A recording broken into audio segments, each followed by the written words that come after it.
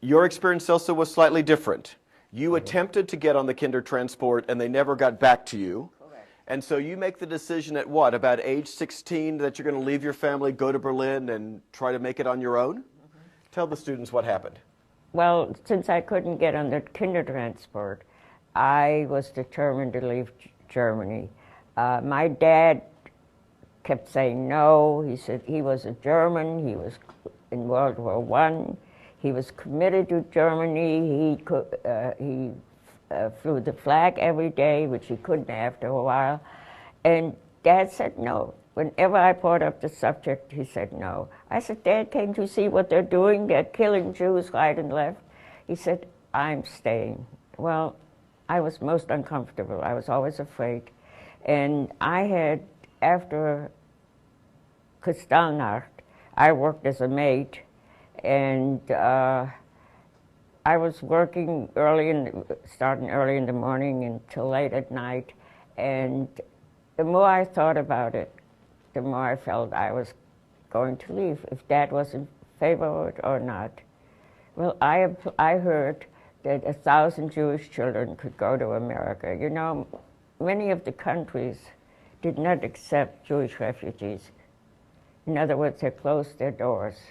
The only countries was in South America, Portugal, not Portugal, Brazil, Argentina, Uruguay, and Paraguay. They accepted Jewish refugees. I encouraged my father to apply for a visa because an aunt and uncle had moved down there, and he said no.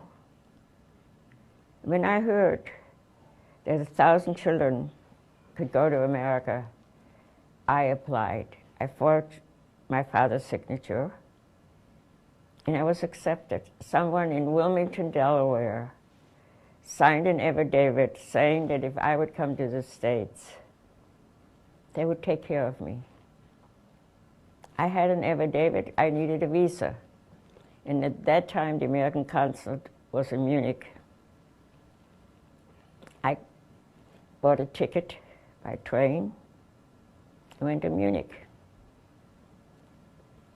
I found the consulate, and I wasn't the only one who wanted to go to America.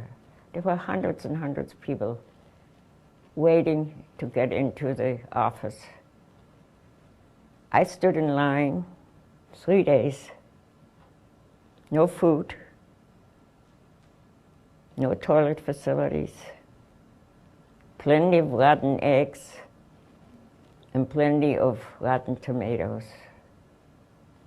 They constantly bombarded us, constantly. And there were German Shepherd dogs. It wasn't only Jewish people who wanted to go to America. There were all kinds of people. There were people who didn't agree with Hitler. There were people who felt most uncomfortable in every way. There were people who were disabled emotionally and physically. And there were religious people. They wanted to get away from Germany. After 3 days, I got my visa, and without any problems, I was able to get home. And my father finally said, all right, if you want to go, I will go and see if I can get you transportation. He left,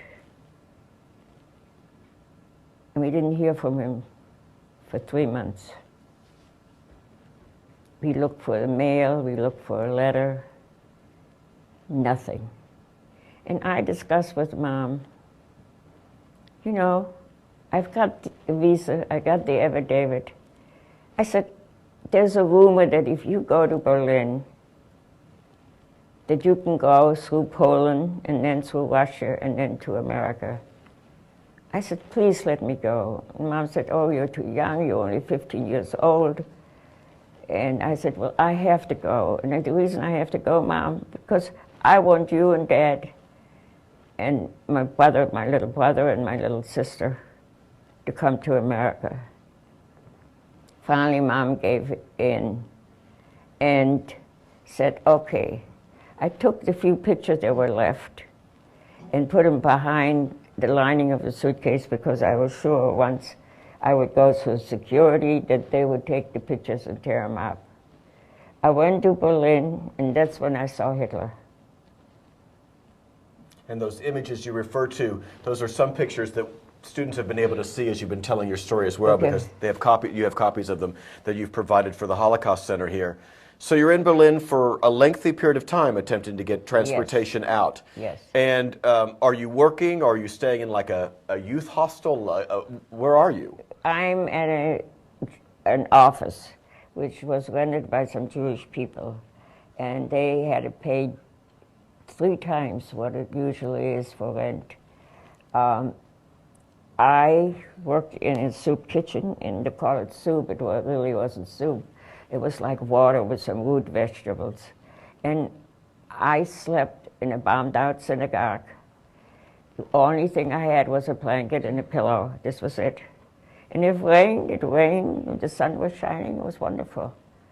I worked every day, and one day I was told that there was transportation through Poland, Russia, and then to America. I packed my little suitcase, and I went to the train station. I tried to get in touch with my family. I couldn't.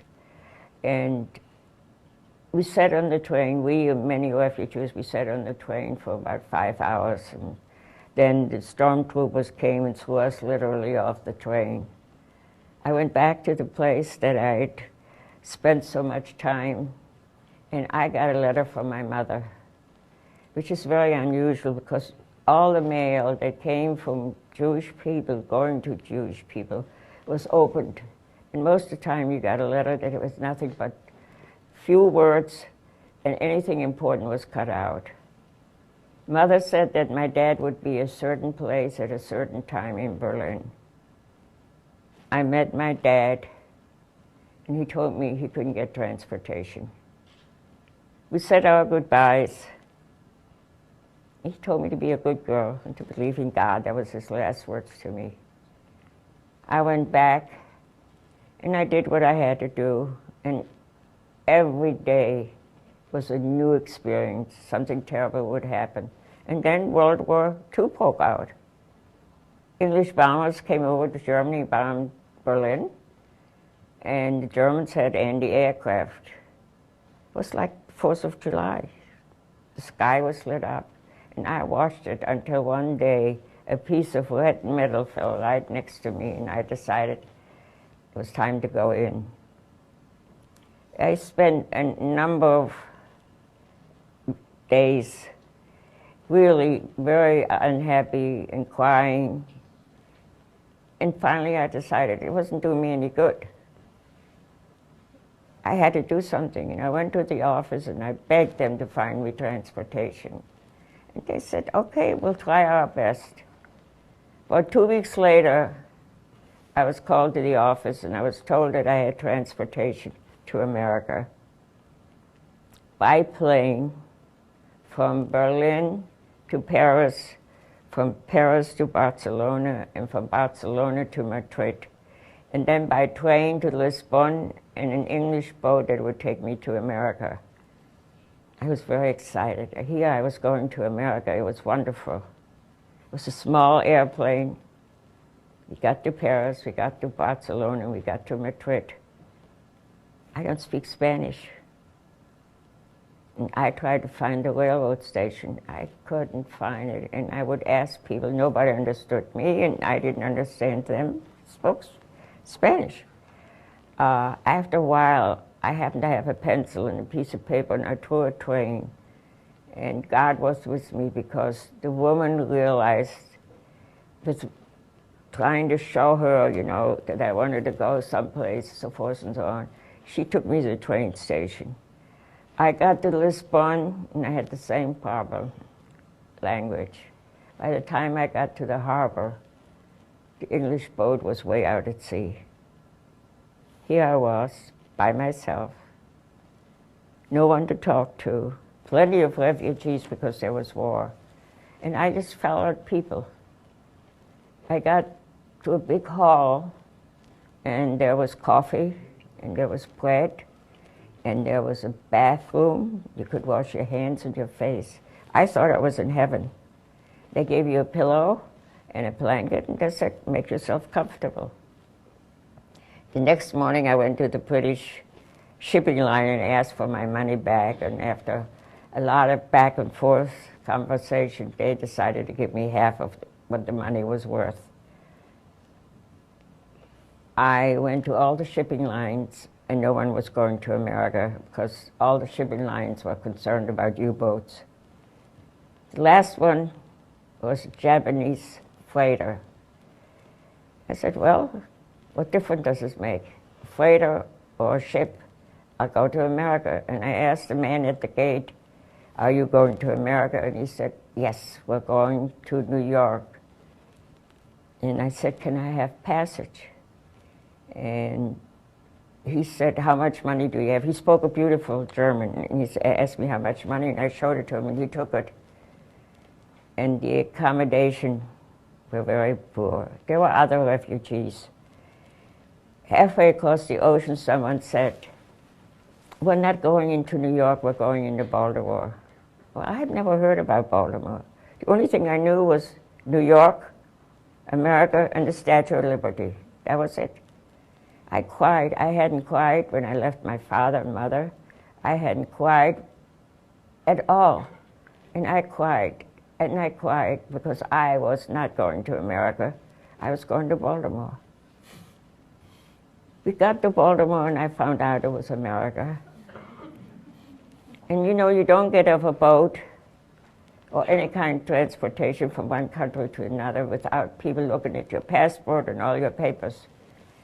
And the gentleman looked at my papers, and he said to me, young lady, this visa is only good until you were 16, and you were 16 in July, and we must send you back.